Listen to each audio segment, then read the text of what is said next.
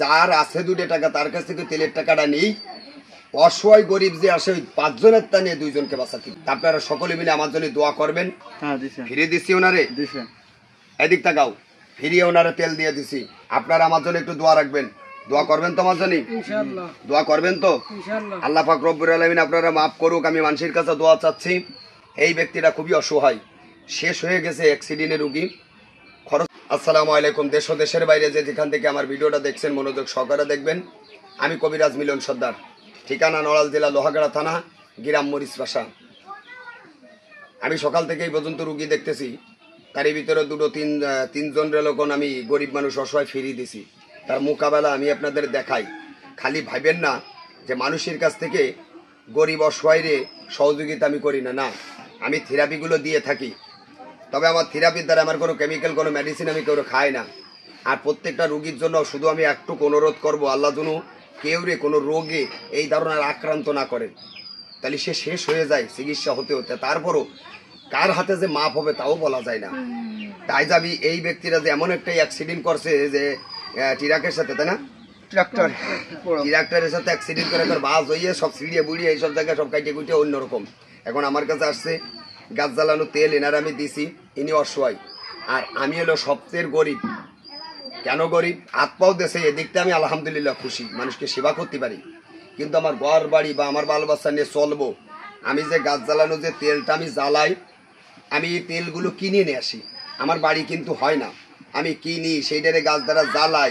এইবারে তেলের খরচের মাধ্যমে এই যে একটা ব্যানে করে যে আমার বাড়ি পর্যন্ত রুগীটা নিয়ে আসবে, তাই নিয়ে তার বেতন ছাড়া কি আনবে না, সে বেতনে থাকে।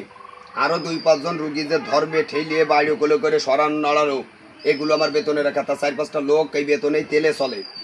আমার বাল বাচ্চা বাসে এই তেলে। তাহলে এই তেলটা করতে করতে তা আমার সামর্থ্যই যা কুলইছে, আমি গরিবানা পক্ষে আর একটা গরিবরে আমি সহযোগিতা করছি। আপনারা টাকা পয়সা কারোর কাছে আমি চাচ্ছি না, আমি শুধু ইনার জন্য একটু মন খুলে দোয়া চাচ্ছি। আপনারা যেখান থেকে দেখতেছেন এই ব্যক্তিরা যেন অসহায় হয়ে আছে, আল্লাহ পাক রব্বুল আলামিন এনার জন্য, আল্লাহর ঘরের জন্য জাতি পারে 5 ওয়াক্ত নামাজ কালাম পড়তে পারে, এই তৌফিকটা আল্লাহ যেন দেয়। আপনারা একটু দোয়া করেন মন খুলে। মানুষের দোয়ায় মানুষও উন্নতি হয়, মানুষের অভিশাপে মানুষ ধ্বংস হয়। এনার জন্য আপনারা সকলে মিলে দোয়া করেন। আর আমার জন্য কেউ দূর দূরান্ত থেকে যে দিকে থেকে ভিডিও দেখতে তাদের খারাপ মন্তব্য করেন না ভাই। একজনের ভালো একজন এই জগতে চাই না, আমিও জানি। আমার পিছনে বিভিন্ন ধরনের মন্তব্যগুলো খারাপ করতেছে। হয়তো আমার এখানে আসতেছে কিরা কি দিচ্ছে বা কার প্রতি কি করতেছে একমাত্র আমার উপর আল্লাহ জানতেছে, আপনি জানতেছেন না। কিন্তু দূরে বসে পড়ে যে অমুকের বাড়ি এত রুগী যাচ্ছে, আমার পিছনে লাগিয়েছেন, আমার ক্ষতিগুলো করতেছেন, আজ যে আমার মন্তব্য বা ক্ষতির লক্ষণ করতেছেন, এইটা আমার আল্লাহ পাক রব্বুল আলামিন আপনার ক্ষতি করবে, এটা মাথায় রাখবেন সবসময়। আমি কি করতেছি মানুষ দেখতেছে, আমি কোনো কেমিক্যাল, কোনো মেডিসিন না। আপনার কোনো মেডিসিন খাওয়াইছি? কোন ওষুধ খাওয়াইছি? আজকে বলতে আজকে শুধু টানছি, মেসেজ করছি, তাই তো? এবার গাছ জ্বালানো তেল দিছি, তাই ছাড়া কিছু দিছি? তাহলে মানুষ বিভিন্ন রকমের মন্তব্যগুলো করেন। আজ দিয়ে পাইস দিয়ে মানুষ আমার চোখে ভালো দেখতে পারেন না, সবাই সবার মনোনীত হয় না। তা ভাই, কারোর বুদ্ধি বা পথের থেকে শুনে কারোর কাছে যাইয়েন না। ওসিলা ধরতে গেলে নিজের বিশ্বাসে, নিজের মনের ইচ্ছায় আপনি আসবেন।